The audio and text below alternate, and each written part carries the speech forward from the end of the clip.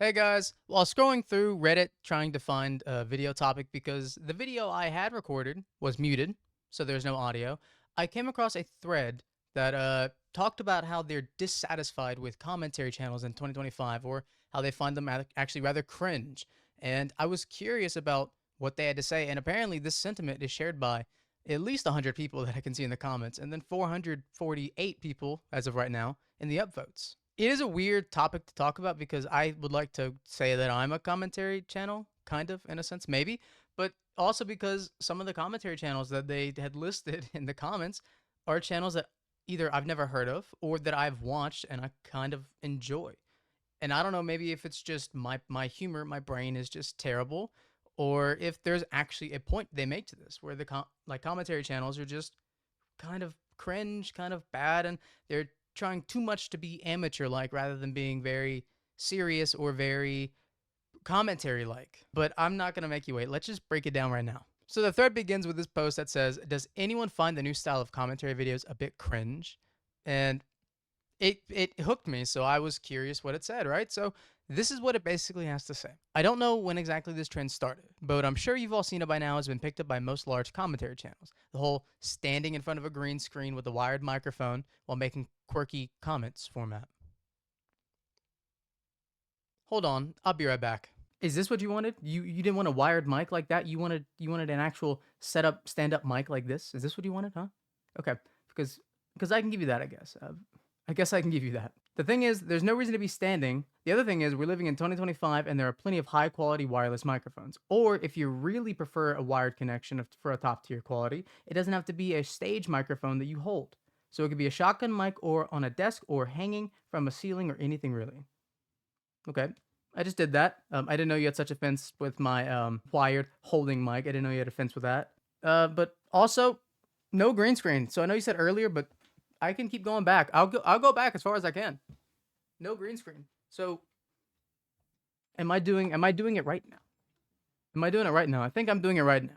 I feel like this is some kind of strange branch off from the sudden stand-up comedy revival, where every influencer and TikToker at some point started getting into stand-up. And funnily enough, I think it has all stemmed from Joe Rogan. Now, I actually agree with the last point there, saying it's kind of all stemmed from Joe Rogan because he was really the first online creator or podcaster to do stand-up comedy. And that's kind of because he was already a stand-up comedian before he was a podcaster. But it's kind of set the stage and the precedent for creators on YouTube to think, maybe maybe I want to do stand-up comedy. Maybe I want to do stand-up comedy. But there are limits to it. I think there are certain limits we have to do. Like for instance, Chad's an example of someone who also uses a mic like this, just a mic on a desk, doesn't hold a mic.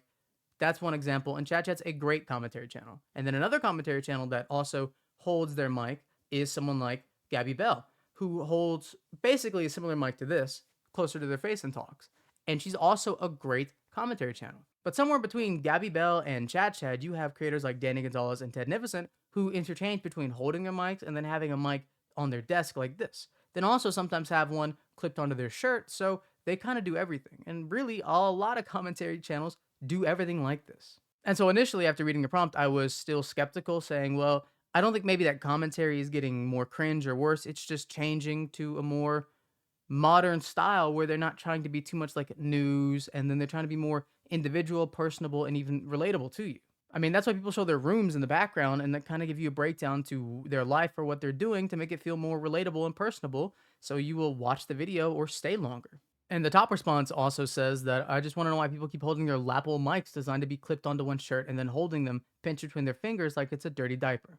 And this is kind of an interesting point to make because I have seen creators hold on to their tiny little mics in their hands like this instead of clipping onto their shirt right there where it should be. And some creators do clip it onto their shirt where it should be, but I guess it's all preference, right?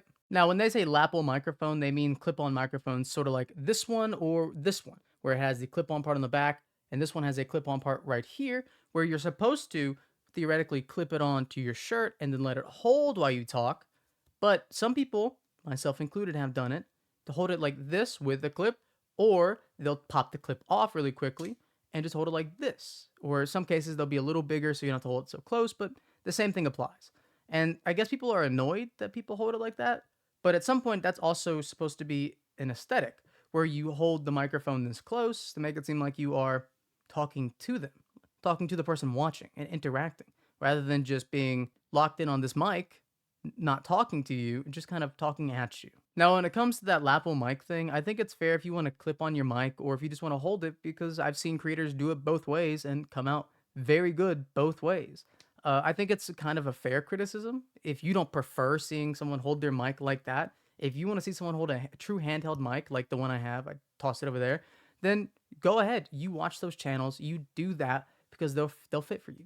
But if you don't want to see someone improperly hold the mic, like hold it like this or this instead of clip it on to their shirt like this, I lost the fuzz. If you don't want to see someone do that, then I mean that's fair, I guess, because that's kind of how these are meant to be made and used, and holding them just kind of is different.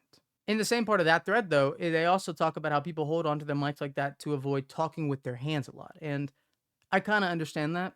But I'm a guy that kind of likes to express himself with his hands. I'll do a little hand motion here and there. I don't necessarily see the problem with hand motions while you talk on a video.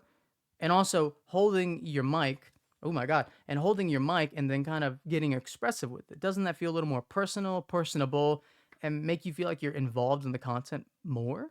But again, no being parasocial, so I guess we can no longer move our hands. For the rest of the video, you're not going to see my hands above the screen. So if my fingers do this, they'll get chopped off because I don't want to be parasocial with my viewers, apparently.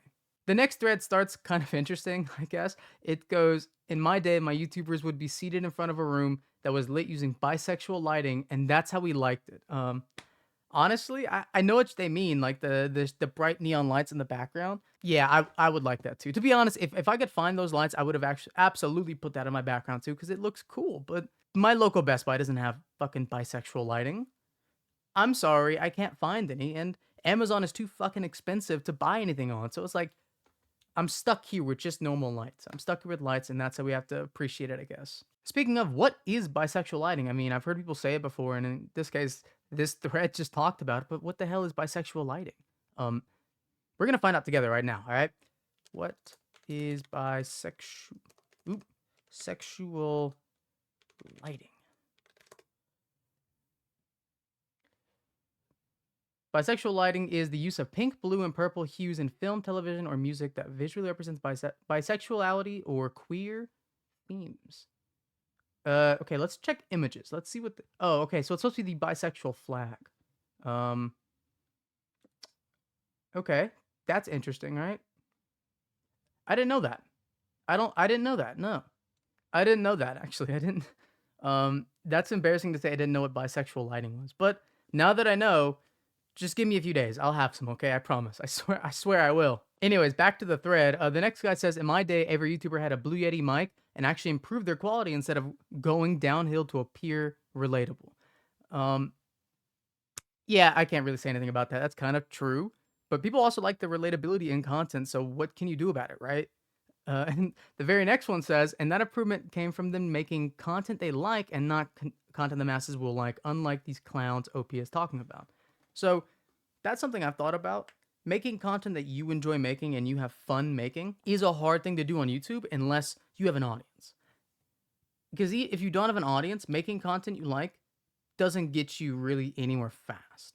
But making content that the masses will watch gets it so you will grow and you can make content you like. So there's kind of a trade-off there, right? So when you're starting from zero, it's like you have to almost make content that appeals to the masses so you can get more eyes on you, so you can eventually make the stuff you like to make. And then maybe eventually someone says, wow, you like to make this and I like this. This is great. I'm going to stick around for a while. Because I do think in the long run, making content that you truly like will make you happier being a creator and then just happier every day, like day in day life.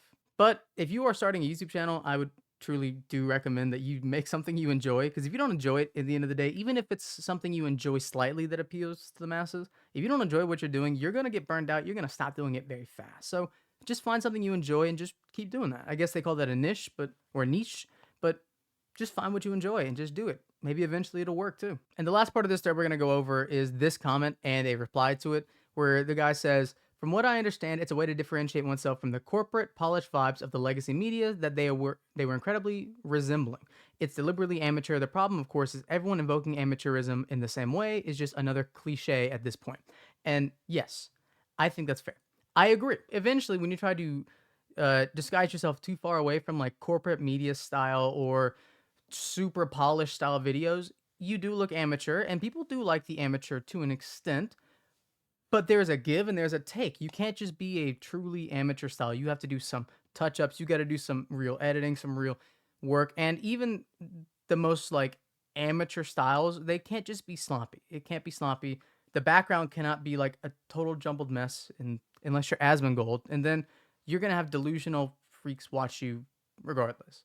But I do like the fact that it's not super polished like a new style because that's boring. It's bland, it's overdone. But when it's super amateur, I do understand what they mean because I don't want to watch something that looks super amateur either. And if it's not like if they're super messy or they really don't give the time or effort into really trying to make the videos well or record it well or really do whatever they have to do to make the videos look good, I understand that amateurism is bad too. I think at the end of the day, what really matters is finding what you enjoy to make and then finding what you as a viewer enjoy to watch too. Because if you find something you enjoy to watch, whether it is amateur or as professional as possible, you're going to stick around and watch style like that because you enjoy that. People may like more amateur style, people may like more polished style, or they just like something in the middle, something not too amateur but not too polished, so it looks like, oh, okay, this is a YouTuber instead of news or instead of someone using a phone or something to record themselves out of nowhere, like a TikTok even. I just think you find something you like to do and you should do it. Unless it's illegal or morally bad, then don't do that, okay? Stay away from that side of the internet, please. I think some of the comments that were said today on this thread was fair. That they don't like how amateur it can get, or sometimes the opposite, how too professional it could be, or the anti-intellectualism. I think those are fair points to bring up. But I'm gonna finally challenge that thought, saying that not everything can stay the same. 5 years ago, commentary videos were either super amateur because you were a new commentary channel, or if you weren't a commentary channel that was very new and you were already established, it was too professional. It was almost news level professional, where everything was staged up. You were doing the same thing every time. You're not changing the background, not changing anything about it. And it's kind of boring. It got a little boring, and that's why we are where we're at today in the content space of commentary, where slight amateurism looks better than pure professionalism or even pure amateurism. That's kind of where we're at. It's going to evolve again. Don't worry. It'll change and evolve like everything does. But for right now, we should appreciate it for where it's at because it won't always be here. And commentary channels as a whole has changed from either being in your room talking without a face cam or having super professional work done and lighting done to now shifting over to where we are today, where things are right in the middle, where the lighting is good, where the setting is nice, where the vibes are good, but it's not like a news station. It's not a newsroom. It's a good medium. You're in your room, you're just talking to people and telling people how you feel. And I think commentary is almost perfect just like that. Now, the change in experience may differ time to time, but I think it's perfect almost as it is. I just think we should try to support people's content more and then be more positive and supportive of people who do go out there and put their selves on the line to try to entertain people and try to put out things that not only they enjoy but they hope that the audience enjoys too. I think that's something we need to consider too, is that creators, they put themselves on the line, especially people who show their faces. They put themselves out on the line, and it's hard sometimes. People are very shy and anxious to do that, but people still do it. So we got to respect that. Anyways, I'm done rambling. This was supposed to be a short video, probably wasn't a short video. If you guys enjoyed and want to see more of my commentary style videos or any style videos I make, go ahead and subscribe down below, leave a like, comment, and say what's your favorite commentary channel. Let me know, and I'll check them out. I'm kind of curious to see more commentary channels get influenced by. So anyways, hope you all have a good day. Bye-bye.